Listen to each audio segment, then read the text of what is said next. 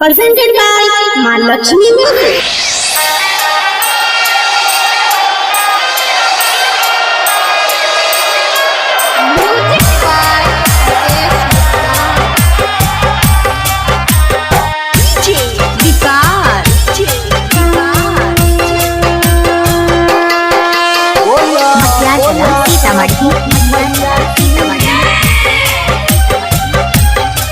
शारदा मैया है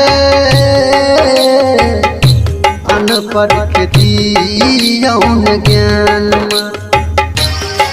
शारदा मैया है अनपढ़ के दियौन ज्ञान। ज्ञान के भंडार छियै, जग संसार छियै,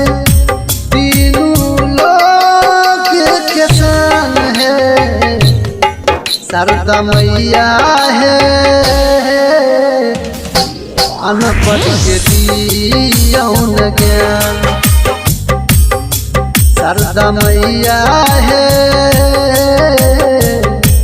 अनपढ़ के दियौन ज्ञान। माँ लक्ष्मी रिकॉर्डिंग स्टूडियो बरेली।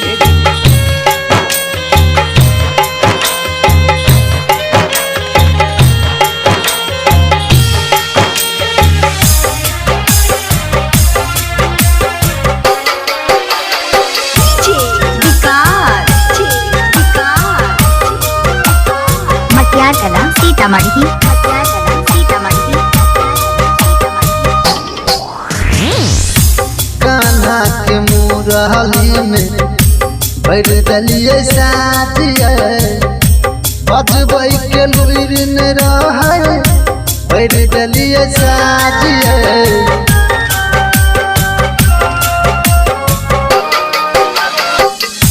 कान्हा के मुरली में भर दलिए साथिया, बजबै के लुइर न रहे बजबै छै साथिया। हंस पे सवार होके बेटा के दुआर होके अयो न सबसे वीरान है। शारदा मैया है अनपढ़ के दियौन ज्ञान। शारदा मैया है। अभी आप सुन रहे हैं माँ लक्ष्मी म्यूजिक की प्रस्तुति।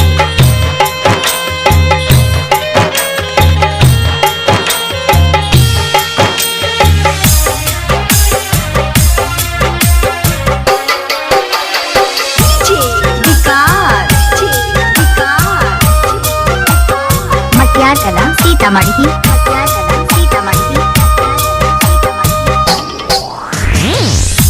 कालिदास के देना कवि बनलिए, मनीष राज के मैया शरण में लिया।